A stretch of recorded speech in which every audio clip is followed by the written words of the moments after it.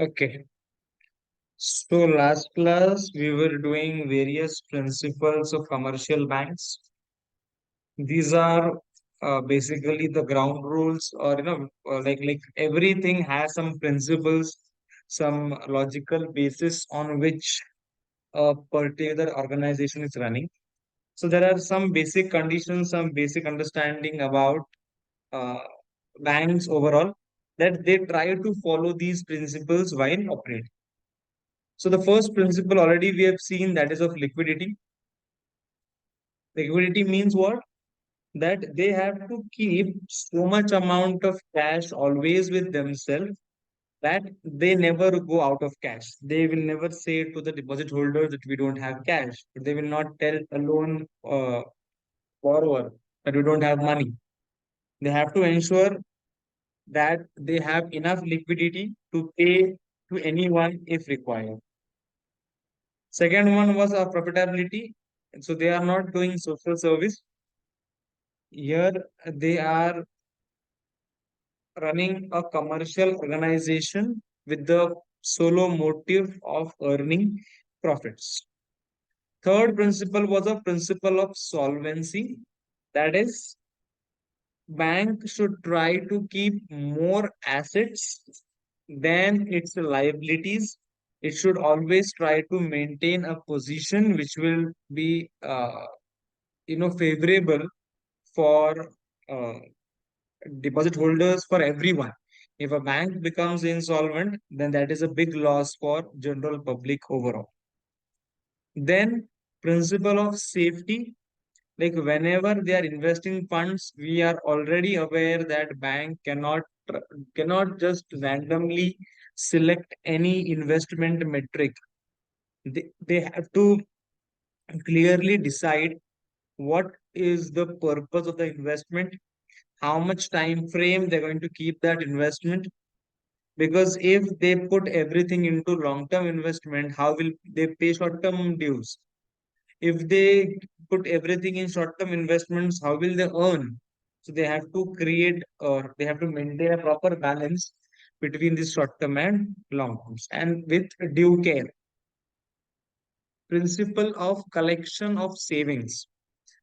It's a very important principle for today's banking, because banks always seek huge amount of idle money from the clients. So it is not recommended that you keep cash at home. What we say is, if you have money, if you have cash, instead of keeping that idle at home, it will not generate any returns. Why not to bring that to a bank, deposit it with the bank either in the saving or in FDs, and get a chance to earn more? This will also help the deposit holders to grow their money, create some wealth. So banks have fixed up targets for their employees to generate more savings from the people. Jandan Yojana and all these yojanas are intended towards the same thing, that savings should be rooted back into the market, into the economy, using banking channels. Then you have principle of loan and investment policy. So the main earning source of commercial bank is lending, and second source is investing. So commercial banks always try to earn profits through sound investments. Basically, whenever are doing any kind of investment, do a thorough background check. Whenever you are providing loan to anyone, please do a thorough background check, because ultimately your profits, your earnings are dependent upon the quality of loans and the quality of investments you do. Principle of economy. So commercial banks never go for any unnecessary expenditure. They always try to maintain their functions with economy that increase their yearly profit. Economy over here does not mean that economy. Economy means trying to be economical, trying to save money by not spending it much. So they will try to spend only that much money whichever is required, and not beyond that. They try to be as economical, as low cost incurring as possible, so that they can increase the profits.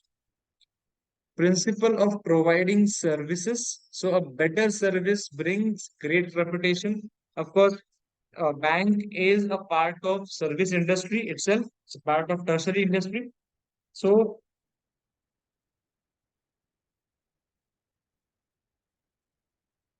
I told you, if a bank wants to compete other banks, then the primary difference between two banks is going to be the services. Nowadays, people choose bank basis the service provided by that bank as such. So yes, it's one of the foreground thing. Many banks have started treating their customers with huge respect. Like earlier times, banking people were like kings. So they used to give least importance to the consumers. But now the scenarios have changed because competition is severe. So now banking people try to uh, provide the best possible services to their customers, whether it is a deposit holder or a borrower, so that a good message is passed around that that this bank is good at service, and that ultimately adds up more and more clients to the. Of course, this is one of the foremost important principle, which is principle of secrecy. So, as banking transactions, financial transactions are confidential, can I just ask bank that please tell me how much is the bank balance in some XYZ person's account? What do you think? Will bank share anyone else's bank balance with me?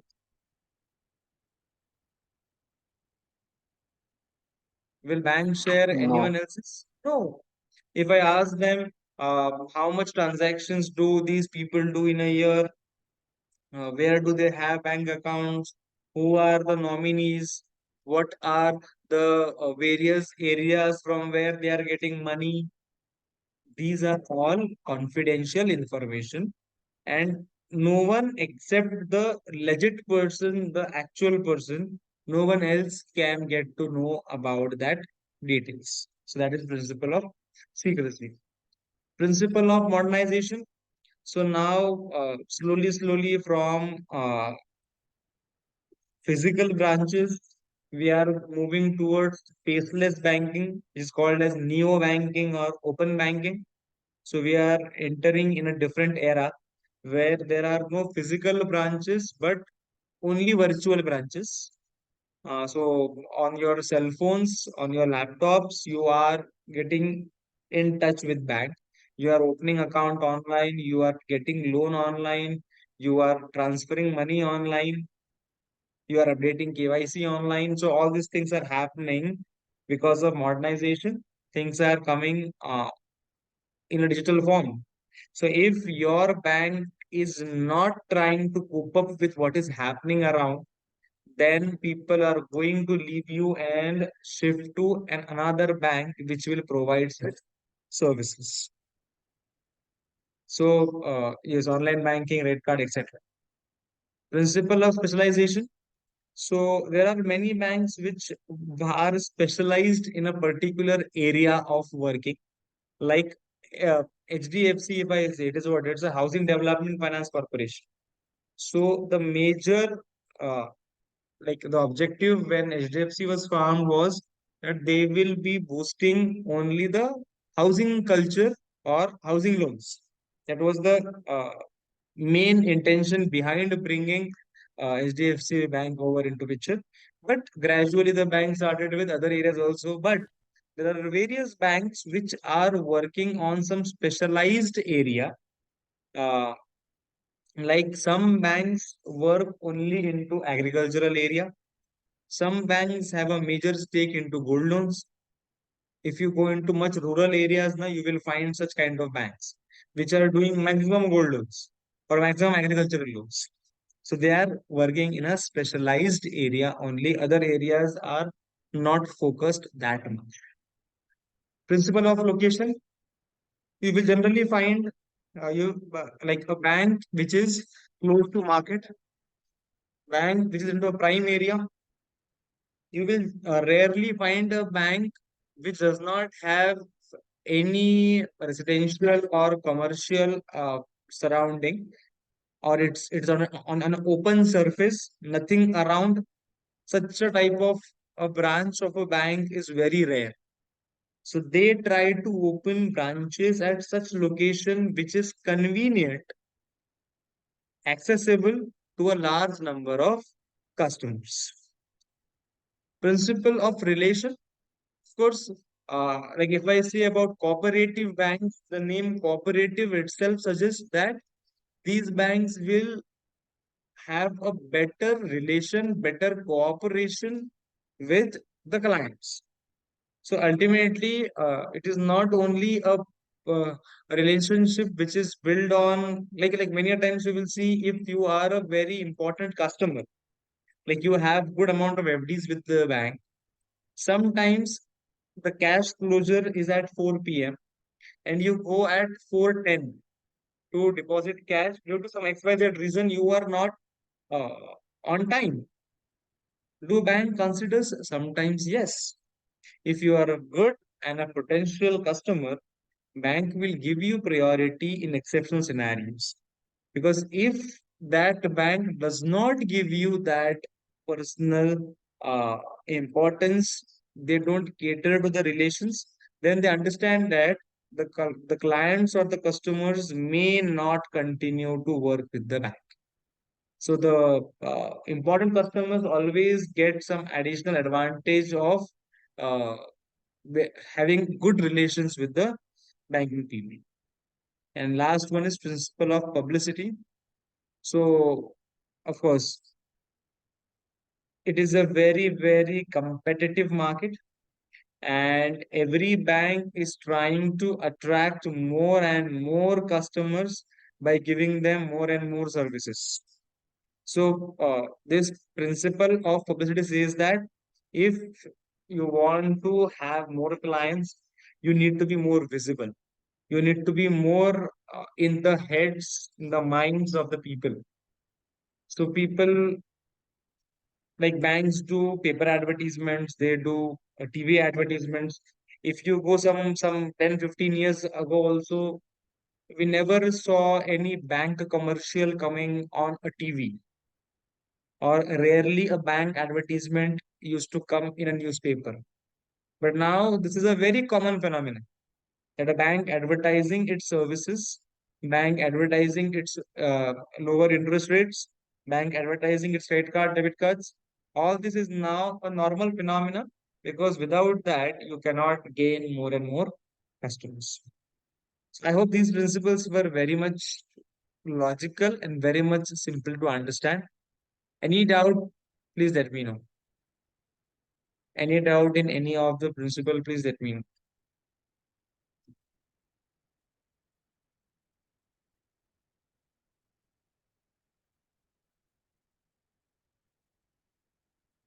Are we good? Okay. Yes, sir. Okay. Last thing we have is bank rate policy. So, bankers bank means the central bank, the RBI. RBI. So, bankers bank or the central bank lends money or rediscounts the place of commercial banks. Means whenever commercial bank needs loan, of course they will go to central bank. The rate of interest charged by central bank is known as bank rate or discount rate. You can just underline it at your end. The rate of interest charged by central bank to the commercial banks is known as bank rate or discount rate.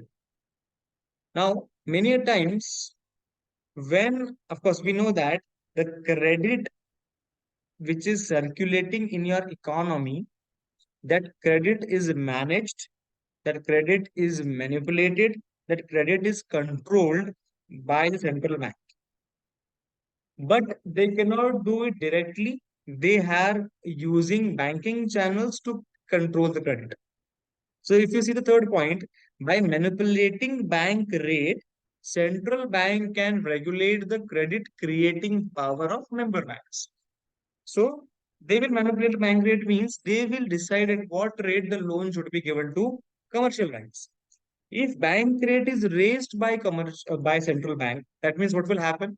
The commercial banks are borrowing from central bank at bank rate, and this bank rate is increased. That means whatever loan commercial bank is taking from central bank, that borrowing cost is of course going to increase. If that borrowing cost is going to increase, then at whatever rate commercial banks are giving loans to their consumers, of course, this rate is also going to increase.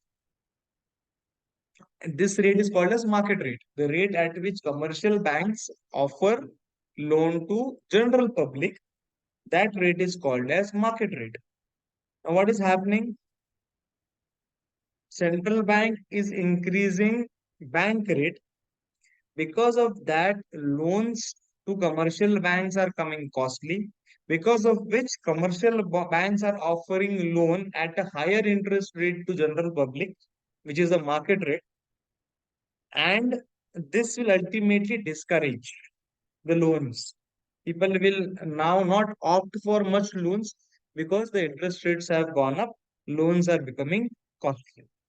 Whatever the difference between the market rate is the rate they get from the general public, and bank rate is the rate which commercial banks pay to central banks.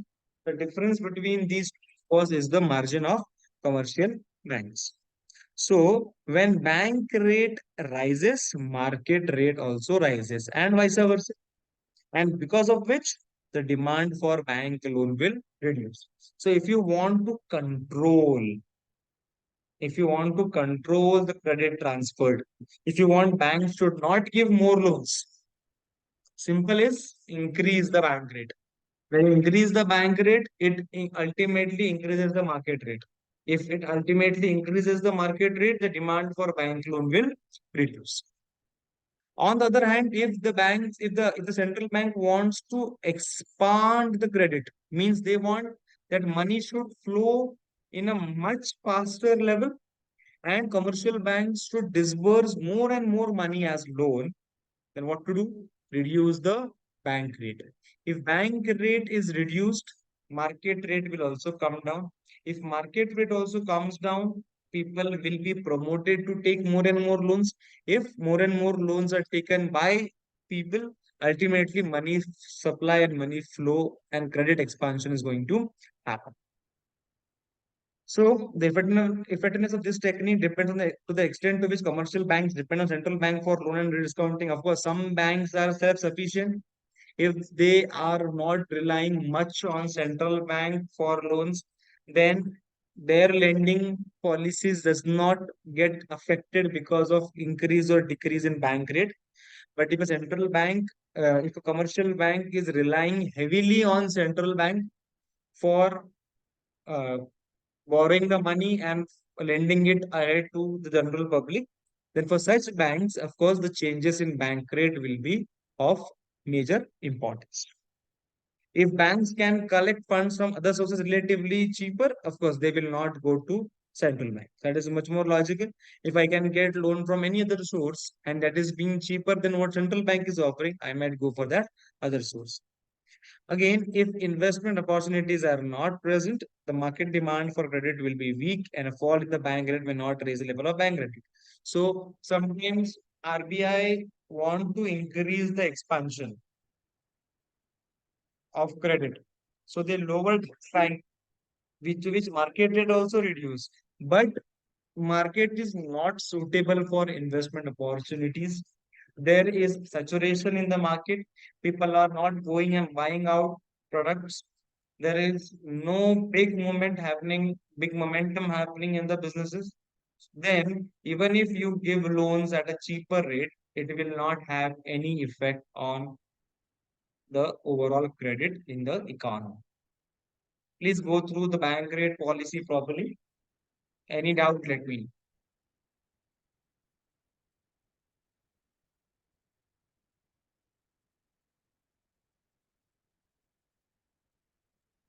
So chain is commercial bank borrowing from central bank at bank rate, and that same loan is transferred to general public at market rate. So if bank rate increases, market rate also increases, discouraging loan. If bank rate reduces, market rate reduces, encouraging loans. I hope this is very much logical and very much simple to understand. Any doubt you can ask.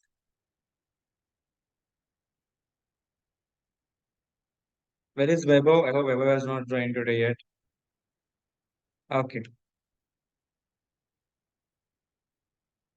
So this was our I think so. This was banking first part of banking.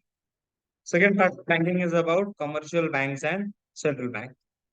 So let us try to do at least one page today. Let's see. A commercial bank is a financial intermediary. It accepts deposits and lend them to financial resources to deficit. Of course, those who have savings, they do deposits. Those who need money, they take loan. Central bank is the apex of the banking system in a country.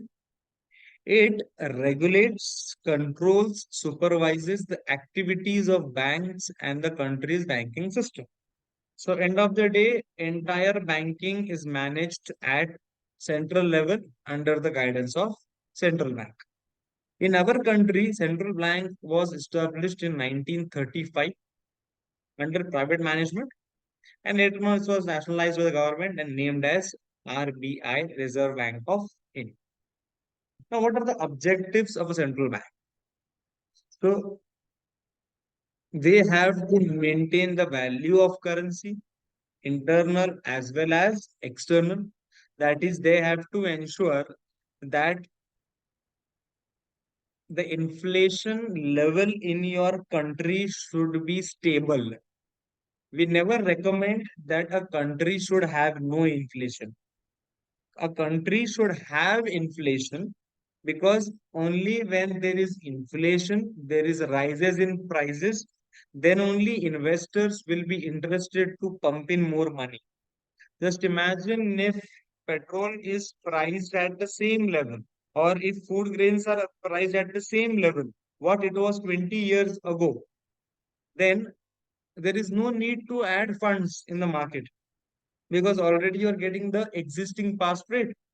But if the things become costly, then you need to pump in more money to match up.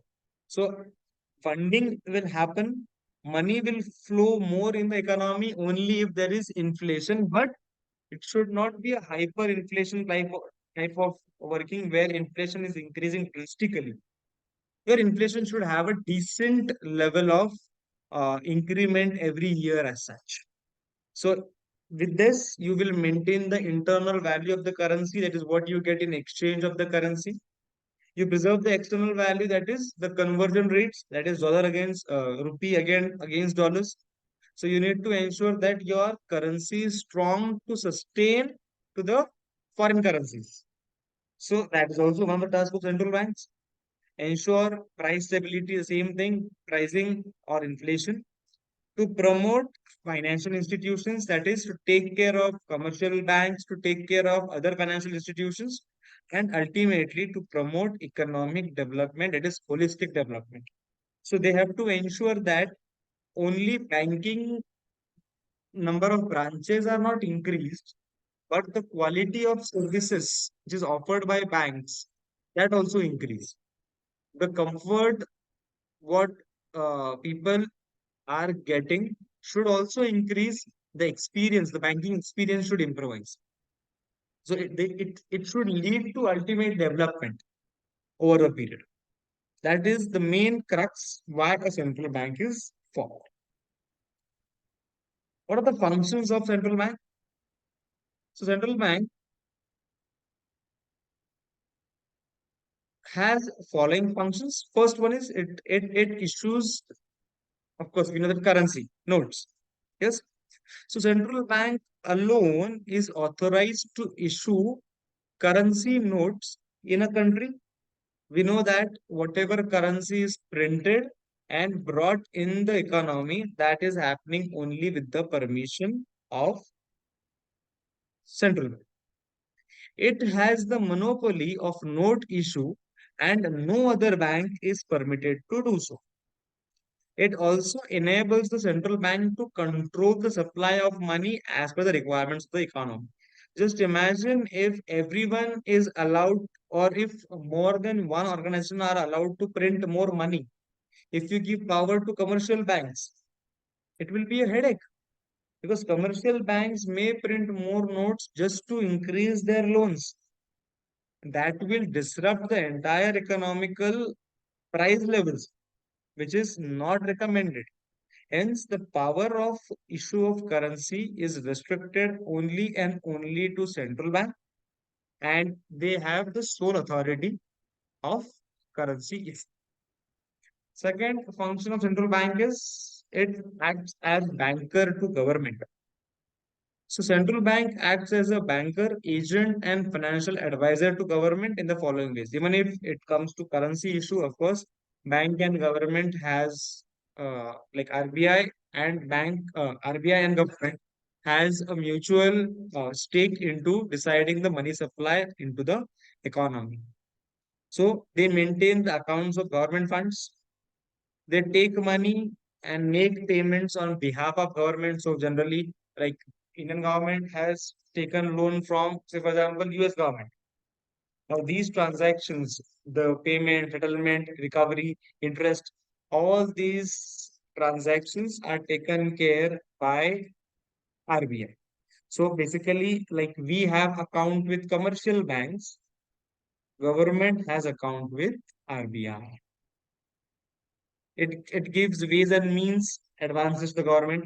Like if government needs money, who is going to provide? RBI provides loans to government. So it issues new loans on behalf of the government.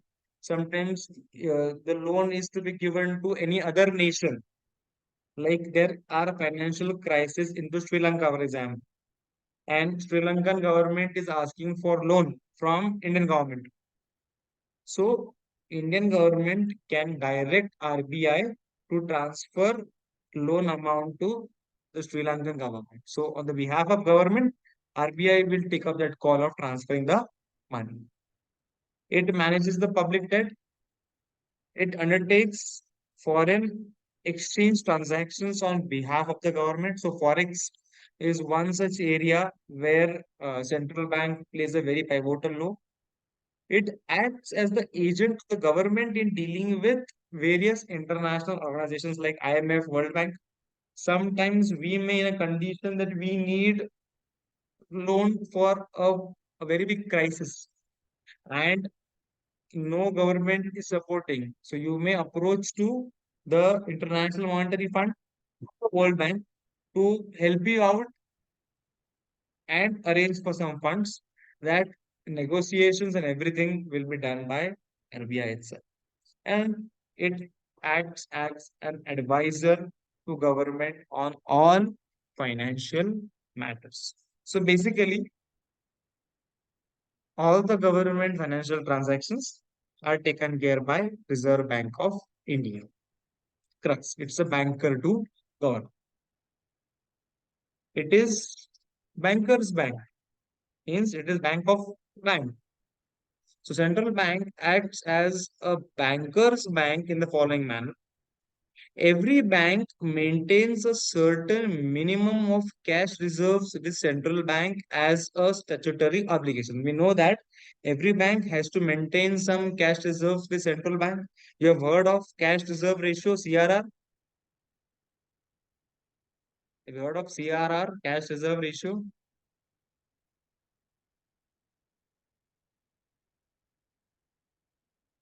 Like banks have to keep certain percentage of uh, their loans or deposits, certain percentage is to be kept with central bank compulsorily.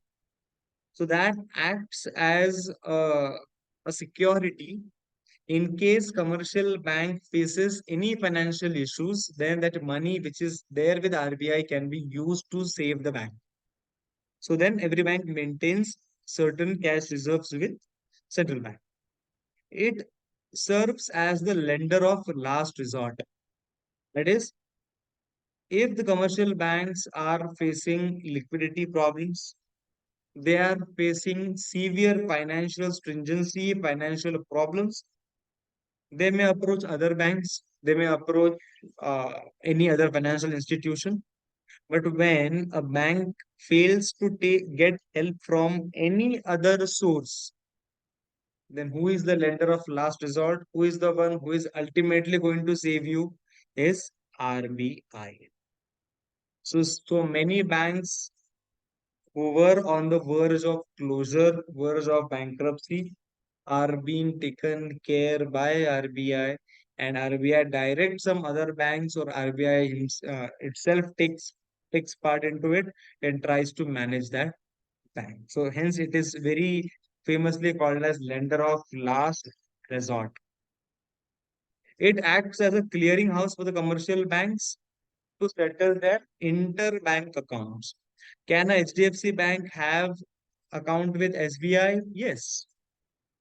And how are they settling that? So that is getting settled, keeping RBI into loop. RBI acts as the clearinghouse. Like you deposit check in your bank, that passes through clearinghouse, and clearinghouse clears the check from both the ends, and then only the amount is transferred from uh, the one who has given the check to the one who has deposited the check.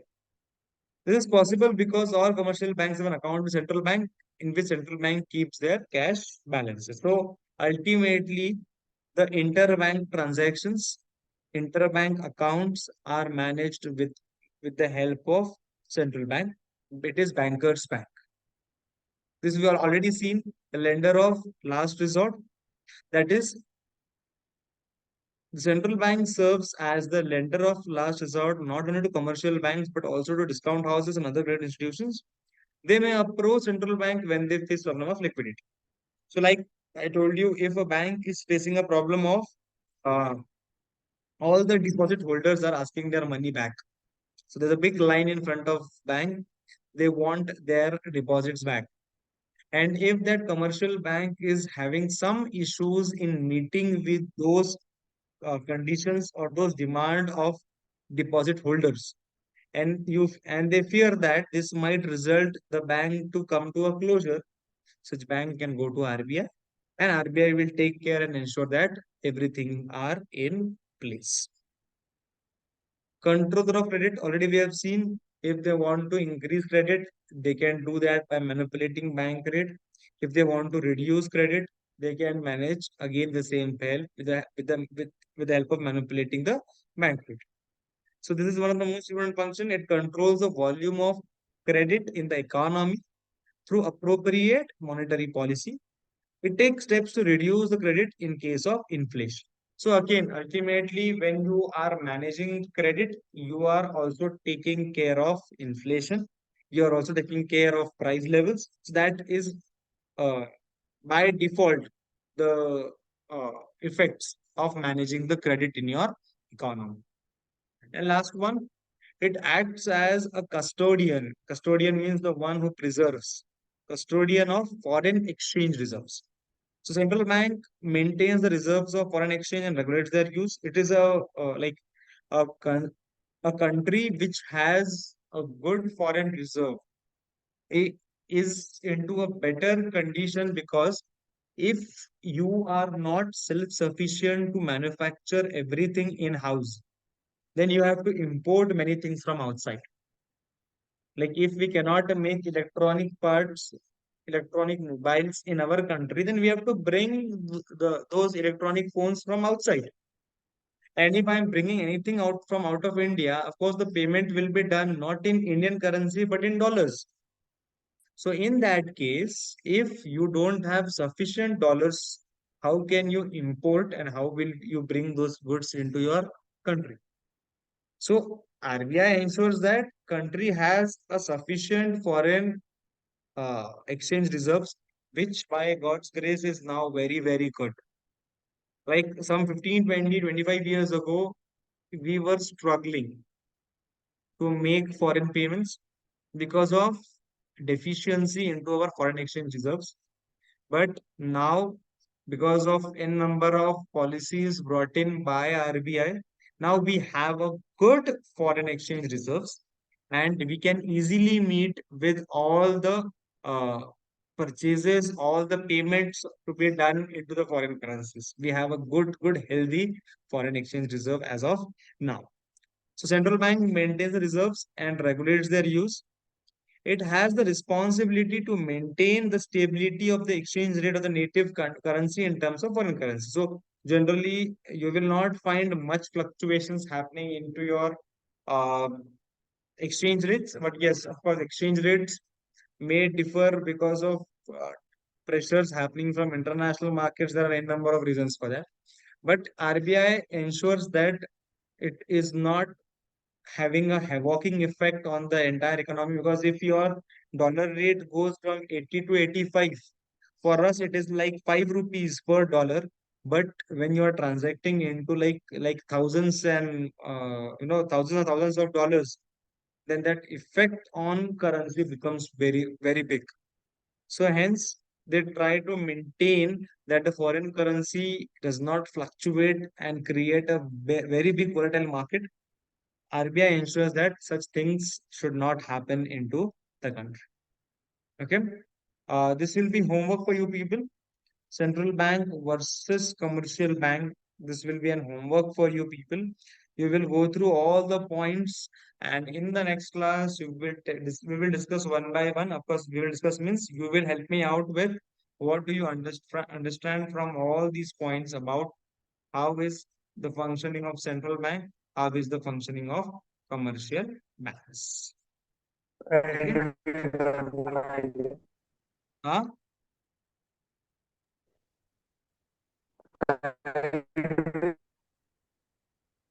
So this I'm not able to Right understand. idea. So this you just सुनो सुनो आप लोग ये करो. Sudesh, you can just put me a message. आपका आवाज ठीक से नहीं आ रहा है. You can just put me the message. क्या ठीक है. So commercial bank, central banks का distinguish आप लोग करके आओगे the next class, and we will discuss it one by one, and then we will continue ahead. नहीं, you did not write this, not this one. Whatever homework is given to you already, that you will write, not this one. This is only to be read and understood, and we will discuss. ठीक है. So we'll see you in the next class, and we'll continue from here. Thank you.